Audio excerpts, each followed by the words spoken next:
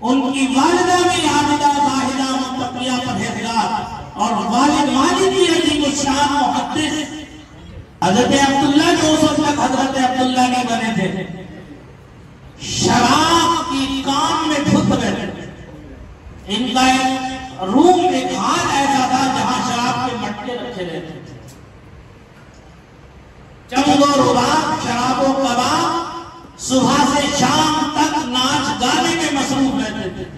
उधर माँ परेशान उधर बाप परेशान।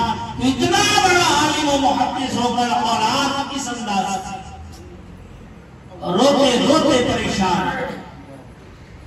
एक दिन मुक़द्दस ने याद अल्लाह जो है फरमाता उदऊनी अस्तजीब लकुम, तुम दुआ करो मैं कबूल करूंगा। कब कबूल करूंगा ये मैं जानूं। तुम्हारा काम है दुआ करना।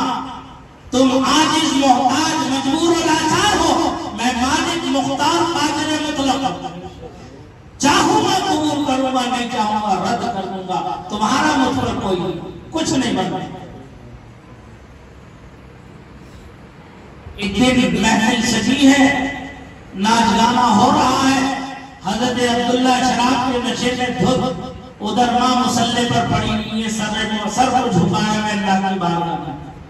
अल्लाह का करम होता है इनकी जात पर। एकदम इन्हें गुरूब की तारी होती है। जब गुरूब की तारी होती है तो नजर आता है जन्नत का महल, बागीचा नजर आता है, उस पर एक चिड़िया बैठी होती है और वो चिड़िया कुरान मुक़द्दस की ये आयत करीमा तिलावत कर रही होती है। अलम यानी लिल्लज़ीना आमनू अन तख़शअ क़ुलूबुहुम लिज़िक्रिल्लाह, क्या अभी उन लोगों के लिए ये वक्त नहीं आया कि उनके दिल अल्लाह से डरे उसकी तरफ मुतवज्जह हो जाए। तब घबराते हज़रत अब्दुल्ला आंख खोलते हैं और ज़बान से पहला जुमला निकलता है आ गया वो वक्त, आ गया वो वक्त। तो जो खुदाम होते हैं उनको बुलाते कहते धराओ। आगे जाते ही कहते जितना शराब के मटके रखे सब नाली में बहा दो, तोड़ फेंको इन शराब के मटकों। और जितने दोस्त अहबाब थे उनको बुला करके कहा आज तक तुम्हारा मेरा ताल्लुक इस मसले में रहा, आज के बाद इस मामले में मेरा तुम्हारा कोई रिश्ता नाता नहीं, कोई ताल्लुक नहीं। आज के बाद मेरे घर की तरफ कभी पलट के ना आना। वापस कर दिया। वहां से उठे, वालिदा माजिदा की खिदमत में हाजिर हो। हाँ आकर के माँ से अर्ज करने लगे अगर इजाजत हो तो मैं कुछ अर्ज करूं। तो वालिदा ने कहा कहो क्या कहना चाहती हो। तो कहने लगे मैं चाहता हूं कि कुछ तिजारत करूं, मैं चाहता हूं कि कुछ तिजारत करूं। तो वालिदा माजिदा खुश हो गई। चलो अल्लाह तेरा शुक्र है, तेरा एहसान है, तेरा फजल है, कम से कम इस आदत बद से तो छूटेगी जाना। ताजिर बनेगा मेरा बेटा और ताजिर सच्चे अमानतदार ताजिर के लिए बशारत दी गई। अत्ताजिर सदूक माअ नबिय्यीन व सिद्दीकीन, सच्चा अमानतदार ताजिर अंबिया और सिद्दीकीन की जमात के साथ उठेगा क़यामत। तो माँ खुश हो गई, दौड़ते अपने शौहरे नामदार की खिदमत में पहुंची। जाकर के कहा आपका बेटा अब्दुल्ला ऐसा चाहता है, आपका क्या इरादा है। बाप की आंखों से आंसू जारी हो गए, खुशी के मारे इंतहा नहीं थी। इरशाद फरमाया कहाँ है बुला के लाओ। वो गुस्ल करके तैयार होकर बाप की खिदमत में हाजिर हुए।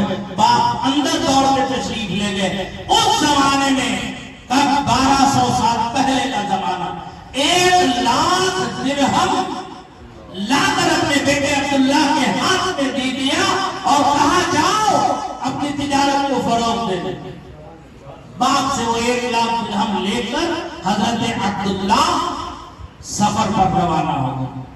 आज तो मोबाइल है, पेजमेकर है, फैक्स है, टेलीविजन है, इंटरनेट है, कहाँ है फला जगह हो क्या कर रहा है, फला जगह ये काम कर रहा हूँ, आसान है कि पूछ लेना।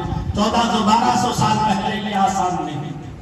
खत्तो किताबत का जरिया था, वो भी महीनों में पहुंचती थी बात। तो हजरत अब्दुल्ला चले गए, कहाँ गए कुछ पता नहीं, 1 लाख रख ले गए, कहाँ गए कुछ पता नहीं। एक जमाना बीत गया, एक अरसा बीत गया।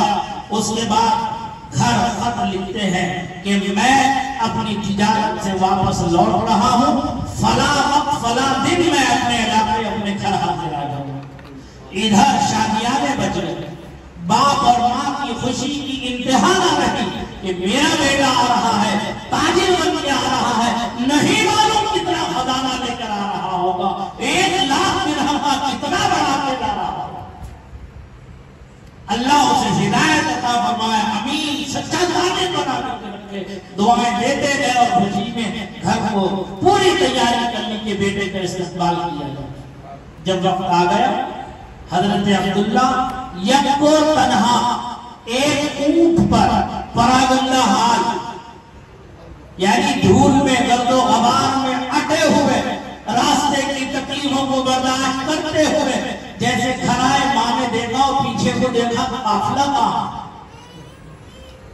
तिजारत का काफिला कहाँ है। फिर माँ ने ये सोचा कि बेटा मेरा जल्दी आ गया, काफिला बाद में आता होगा, चलो कोई बात नहीं, मैंने अपने बूढ़े दादा को देख तो लिया, रास्ते जिगर को देख तो लिया।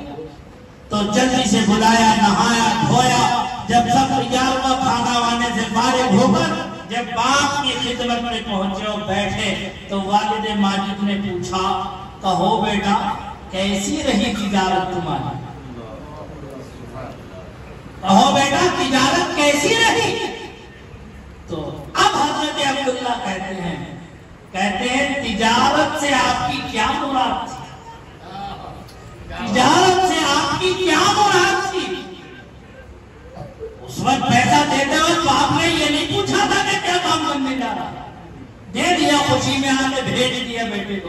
अब एक जमाने के बाद पूछते थे तिजारत कैसी रही, तो हजरत अब्दुल्ला कहते हैं तिजारत से आपकी क्या मुराद है। तो बाप आलिम फाजिल अपने वक्त के मुहद्दिस आज़म समझ रहे, परख लिया हीरे को, बरजस्ता इरशाद फरमाया, बेटा तिजारत से मेरी दुनियावी तिजारत मुराद थी, अगर तूने उखरवी तिजारत की है तो मुझे उससे बढ़कर कुछ नहीं। तो कहते हैं वालिद माजिद, आपने मुझे 1 लाख दिरहम अता फरमाए थे, आज आप मुझसे 1 लाख हदीसे रसूल मासरद वतन के साथ